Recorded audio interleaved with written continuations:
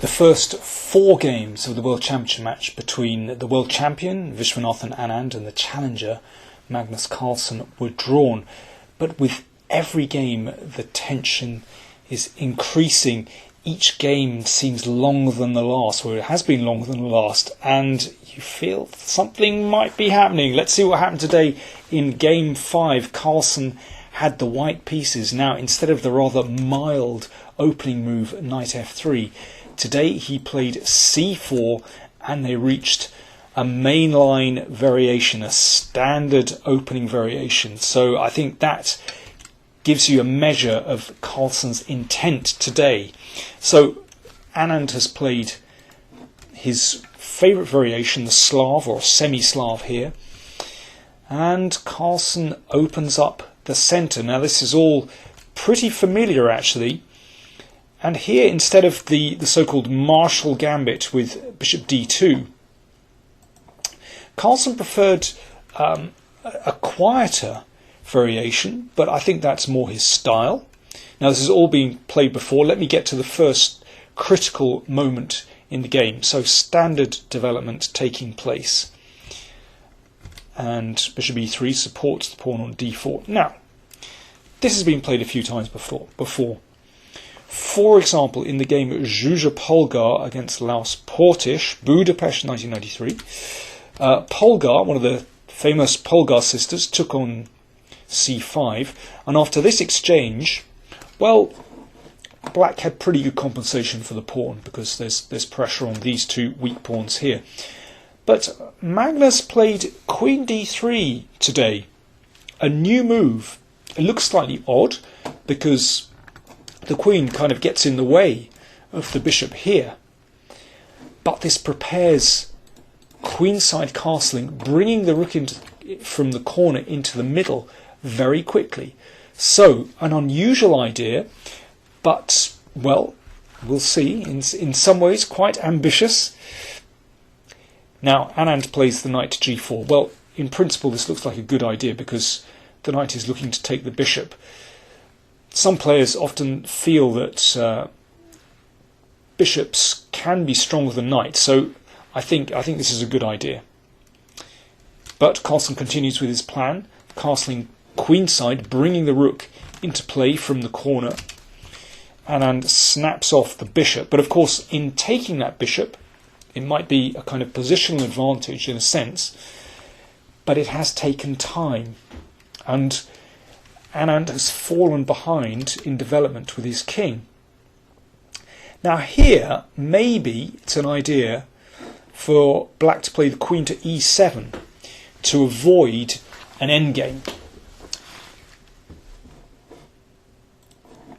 But Anand's played bishop c7. Now I understand why he wants to reroute that bishop to this strong square here in the middle of the board. But this gave Carlsen the chance to go into an endgame. Of course, Magnus likes his endgames. He feels very comfortable indeed.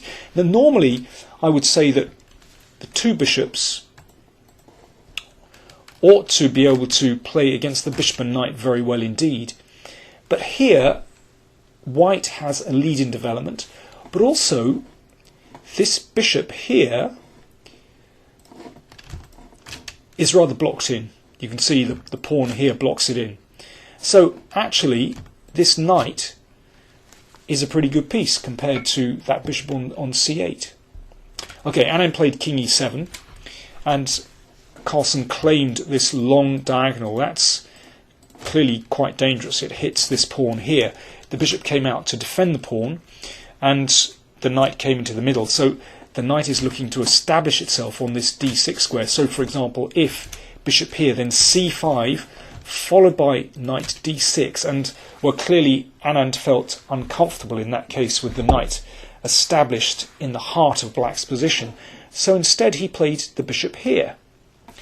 Carlsen played c5 to push the bishop back. Well, what's black up to? Well, Anand has prepared this move. So if the knight moves, then he can simply take the pawn. But of course, Carlsen can take the bishop. And now a clever Zwischenzug from Carlsen. Instead of recapturing this pawn immediately, now in this case you can see the pawns are together, Here black wouldn't have any difficulties at all. So instead, Carlsen threw in this nice move, attacking the rook has to move, and now he took the pawn. Now material is still even, but there's a massive difference between those two positions that we've just seen. Here, the pawns are split, they're isolated, and therefore potentially weak. Whereas Carlsen's pawn structure here is much stronger. The pawns are together, they can support each other. Added to that, this bishop is much stronger than the bishop on d7, so, which is very passively placed, you can see, blocked in by these pawns. So, no doubt about it, Carlsen already has some advantage, but a very long way from winning. Anand activates his rook, good idea. He's perhaps toying with the idea of playing the rook into the middle, hitting that bishop, which is why Carlsen advanced the rook. But let's see what happened. This tempted the pawn forward, and now I thought it might be an idea if Anand switched this bishop around to here, exchanged off this powerful bishop here, even though it might mean doubling his pawns. I know it's not pretty, but in the rook and pawn ending, I think then black would be able to activate his rooks. So maybe that's a better idea than what he played. Even in the game, I thought Anand played pretty well. I thought by this stage, okay, Carlsen has a permanent advantage because of Anand's weak pawns, but it's very difficult for him to break through. Particularly after this move, I like this rook move, pinning the bishop to the king. The bishop can't move, and it's very difficult for Carlsen to make progress here. But let's see what happened. So Anand is starting to activate his pieces. That's a good move, rook here. If Anand hadn't played that, then Carlsen would have activated this bishop, hitting this weak pawn on e6. So rook b5 is a very good move. Anand, I think, around here, defending very well indeed. Let me get to the next critical position. Around here, I certainly thought that Anand was back in the game. He's activating his rooks, and this bishop is also back in the game. The only thing is, Carlsen still has nice activity with this rook, potentially hassling black's king. Bishop d1, excellent move. If these bishops are exchanged, well, that gets rid of that bad bishop, but then this pawn is also weak, and this king might even be able to trot out to the centre of the board to attack that pawn. So Carlsen had to drop the bishop back, but somehow his position doesn't look that healthy anymore. Anand is gaining counterplay, but incredibly, Magnus somehow kept the tension and kept some advantage here. So this pawn is now threatened. The rook switched across. Now I'm going to get to the critical moment. They're reaching the time control. Both players running short of time, so having to just trust in their judgment. And here, this was the last move of the time control. Anand had to get to move 40. Had one move to make. Had about 2 minutes to play this move. Now here, he can play pawn takes. He can play rook takes pawn. He can play bishop takes pawn. He could also play king f6. Here, you would need about half an hour to determine which move was best. Anand had about 2 minutes, minute and a half, something like that. Very difficult indeed. I think it might have been okay for black to take here, give up this pawn, and then play the rook over to attack this pawn here. If black can get rid of that pawn, then I think he should have reasonable drawing chances. Instead, Anand took here. Well, I don't think that's a bad move, but here there's no doubt about it that Carlsen still has the advantage. He's won a pawn. He's extra pawn up, and this is becoming a little bit tricky for Anand now. So could Anand hold the game? Now, I like this idea from Carlsen. Basically, he's switching this bishop round here. He wants to drive the king back, maybe exchange bishops. And this was a big moment for Anand. Very big moment indeed. I think he should have played rook to a1, attacking the pawn here. Now, Carlsen can go in for this rook and pawn endgame. He wins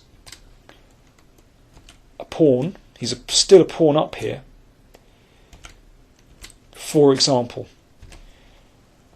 But I think that Anand would have enough play. I think he'd be able to reduce the material, exchange off enough pawns and draw this game. I think the crucial difference between this position and the game continuation is that here white does not have an a-pawn to run down the board. Well, we'll see what the difference is later. I mean, there are other moves here after rook a1 and checking. I mean, this is very, very complicated. But I think that black just has enough time to take this pawn and get back to stop that e-pawn. For example, here you can take with check. It's check. The king goes back, and then the rook covers the pawn and stops it queening. It's very complicated, but I think rook a1 probably would have drawn for black. But the game continuation, Anand checked. I think this was a mistake. Went to take this pawn, but now we get to a rook and pawn ending where Carlsen ends up with 2 extra pawns. Now let's look at the difference. Here, Anand's managed to take this pawn, but this one is a runner. Let's see what happens. a4, excellent move. So while black's king is distracted by this pawn here, this pawn will run down the board. And black's problem is that it's very difficult for this rook to come behind the pawn to stop that pawn. You can see the king does an excellent job of covering. And after this, there was big trouble. What was very impressive that Carlsen was banging out his moves here. He was so confident. I think he's been working on his rook and pawn endings. And here, excellent move from Carlsen, cutting black's king, so the king now can't cross that line in order to stop this pawn. So black's rook has to come back passively to stop that pawn. Well, Anand tries a little bit of counterplay, but basically because the rook is tied to preventing the pawn queening, then it's simply not enough. And now, in this position, after h4, Vishwanathan Anand, the world champion, resigned the game. Why did he resign? Because of rook. If, for example, rook here, the king just drops back, the pawn marches on. Black can try some counterplay here with the king, but you can always check the rook away, and now the h-pawn advances. The rook, you can see, controls all these squares, so the king is unable to cross to stop the pawn. If the rook takes the pawn, it's a girl, and that's the end of the game. So one of those pawns here would actually go through to the queening square. So, first blood to Carlsen. He goes 1 up. Afterwards, of course, he was absolutely delighted. He said it feels good to win, and it's a long road ahead. Anand, of course, was very disappointed, but he was also very generous to his opponent. He said, today, Magnus took his chances well. In Anand's previous World Championship match against Boris Gelfand, after a long series of draws at the start, Anand also lost the first game in the match, but in the very next game, he managed to hit back to level the scores.